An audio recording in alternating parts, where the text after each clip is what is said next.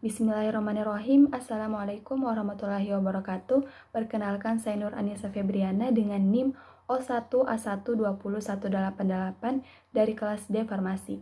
Di sini saya akan mempresentasikan mengenai gangguan enzim pencernaan dan cara mengatasinya. Jadi, apa itu sistem pencernaan? Sistem pencernaan adalah serangkaian jaringan organ yang bekerja untuk mencerna makanan. Jadi, selama dalam saluran pencernaan, makanan akan mengalami proses pencernaan baik secara mekanik maupun kimiawi. Nah, agar bisa diolah menjadi energi dan berbagai macam nutrisi seperti asam amino, glukosa, dan asam lemak, makanan dan minuman yang masuk ke dalam tubuh perlu diproses terlebih dahulu. Proses tersebut terjadi di dalam sistem pencernaan. Nah, adapun beberapa organ tubuh yang termasuk dalam sistem pencernaan manusia yaitu bisa dilihat pada gambar di layar. Yang pertama itu ada mulut. Jadi, sebelum diserap oleh tubuh, zat makanan kompleks yang dikonsumsi harus dipecah terlebih dahulu menjadi zat yang lebih sederhana, yaitu zat yang mudah larut dan tidak larut. Dalam rongga mulut terdapat kelenjar ludah yang mengeluarkan berbagai enzim dan zat yang membantu proses pencernaan dan mengusir kuman berbahaya. Nah, beberapa jenis enzim yang diproduksi oleh kelenjar saliva di dalam mulut yaitu ada enzim lipase yang fungsinya untuk membantu mencerna lipid atau lemak saat makanan mulai diproses di dalam mulut dan juga membantu mempermudah penyerapan lemak di lambung dan usus halus. Ada juga enzim amilase, adalah enzim yang berfungsi untuk menghancurkan karbohidrat ke rantai yang lebih kecil atau bahkan gula sederhana dalam bentuk maltosa. Dan ada juga enzim lisozim, yaitu fungsinya yang bersifat antibakteri dapat melindungi dan melumpuhkan kuman atau bakteri. Lalu yang kedua itu ada kerongkongan. Jadi kerongkongan adalah saluran yang panjangnya sekitar 25 cm dan berfungsi untuk menyalurkan makanan dan minuman dari mulut ke dalam lambung. Di dalam saluran ini terdapat otot-otot khusus menyerupai katup yang dimana katup ini berfungsi untuk memastikan bahwa makanan atau minuman yang sudah mencapai lambung tidak lagi naik ke dalam kerongkongan ataupun mulut. Lalu yang ketiga ada lambung. Selain memecah makanan, lambung juga akan membunuh mikroorganisme yang mungkin terdapat pada makanan atau minuman. Di dalam lambung, makanan akan dibuat menjadi cairan pekat atau berupa pasta dan selanjutnya akan didorong ke dalam usus halus. Nah, enzim pencernaan yang dihasilkan oleh lambung disebut dengan enzim lambung, di mana lambung sendiri memainkan peran penting dalam pencernaan, baik secara mekanis dengan mencampur dan menghancurkan makanan. Selain itu, lambung juga memproduksi asam hidroklorik atau HCl yang dapat membunuh bakteri dan menciptakan keasaman secara enzimatik dengan mencernanya melalui enzim protease.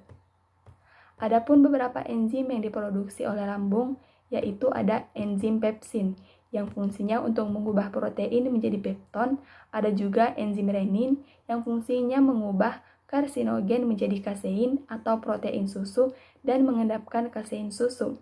Dan ada juga enzim lipase yang fungsinya mengubah trigliserida menjadi asam lemak, dan ada juga asam klorida atau HCl yang berfungsi untuk membunuh bakteri atau kuman dan mengaktifkan pepsinogen menjadi pepsin.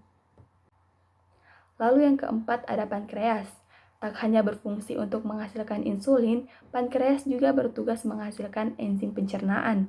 Enzim tersebut akan dilepaskan oleh pankreas dan ikut bercampur dengan enzim pencernaan dari lambung. Nah, pankreas merupakan gabungan kelenjar endokrin dan kelenjar eksokrin, di mana fungsi pankreas sebagai kelenjar endokrin yaitu menghasilkan hormon insulin dan glukagon untuk dilepaskan ke sistem peredaran darah.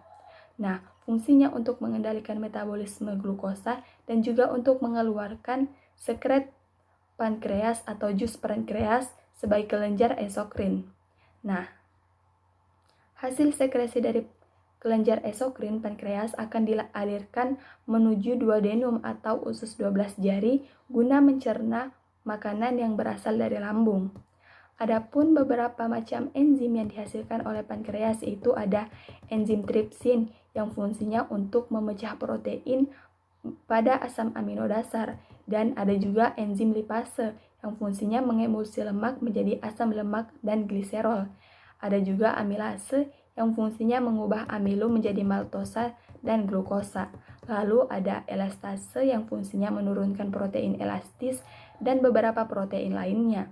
Dan juga ada nuklease yang fungsinya mendegradasi asam nukleat seperti DNase dan RNase. Lalu yang kelima ada kandung empedu, di mana hati atau liver akan menghasilkan cairan empedu, kemudian menyimpannya di dalam kandung empedu. Cairan empedu terdiri dari kolesterol, garam empedu, bilubirin, air, serta mineral seperti kalium dan natrium. Nah, cairan ini berfungsi untuk mencerna lemak menjadi asam lemak. Ketika proses pencernaan, makanan berlangsung, cairan empedu akan dialirkan ke dalam usus halus. Lalu organ yang selanjutnya ada usus halus, di mana makanan yang sudah menjadi pasta atau kimus di dalam lambung akan didorong ke usus halus, di mana usus halus sendiri terdiri atas 3 bagian, yaitu duodenum atau usus 12 jari, jejunum atau usus kosong, dan ileum atau bagian terakhir dari usus halus. Nah, ketiga bagian usus halus ini memiliki tugas masing-masing dalam memproses makanan, di mana duodenum bertanggung jawab untuk melanjutkan proses pemecahan makanan, sedangkan jejunum dan ileum bertanggung jawab untuk proses penyerapan nutrisi ke dalam aliran darah. Adapun beberapa enzim yang terdapat pada usus halus yaitu ada enterokinase yang fungsinya mengubah tripsinogen menjadi tripsin yang digunakan dalam saluran pankreas. Ada maltase yang fungsinya mengubah maltosa menjadi glukosa, ada laktase mengubah laktosa menjadi glukosa, dan ada sukrase yang fungsinya mengubah sukrosa menjadi glukosa dan fruktosa. Ada pula peptidase yang fungsinya mengubah polipeptida menjadi asam amino, dan juga ada disakarase yang fungsinya mengubah disakarida menjadi monosakarida. Dan yang terakhir yaitu ada usus besar, di mana di dalam usus besar tidak terdapat enzim-enzim. Pada bagian ini, proses pencernaan sudah tidak terjadi lagi karena saluran ini hanya bertugas atau berfungsi untuk menyerap air, di mana sisa makanan kemudian menjadi ampas yang siap diubah menjadi feses dan dikeluarkan dari tubuh. Usus besar hanyalah sebagai jalan keluar serta tempat menampung tinja selanjutnya yang akan dikeluarkan melalui anus. Nah, selanjutnya adapun penyakit terkait enzim pencernaan, salah satu contohnya yaitu penyakit gastritis, di mana gastritis merupakan penyakit pada lambung yang terjadi akibat peradangan dinding lambung. Pada dinding lambung atau lapisan mukosa lambung ini terdapat kelenjar yang menghasilkan asam lambung dan enzim pencernaan yang bernama pepsin. Untuk melindungi lapisan mukosa lambung dari kerusakan yang diakibatkan asam lambung, dinding lambung dilapisi oleh lendir atau mukus yang tebal, yang apabila mukus tersebut rusak, maka dinding lambung akan rentan mengalami peradangan. Adapun obat untuk mengatasinya, pengobatan yang diberikan kepada pasien biasanya tergantung kepada penyebab dan kondisi yang memengaruhi terjadinya gastritis.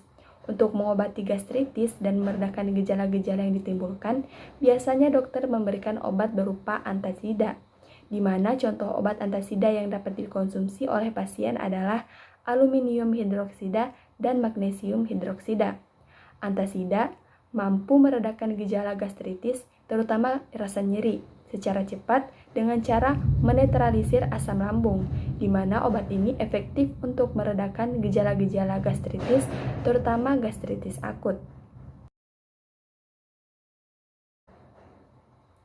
Sekian materi yang dapat saya presentasikan mengenai gangguan enzim pencernaan dan cara mengatasinya. Billahi taufiq wal hidayah. Wassalamualaikum warahmatullahi wabarakatuh.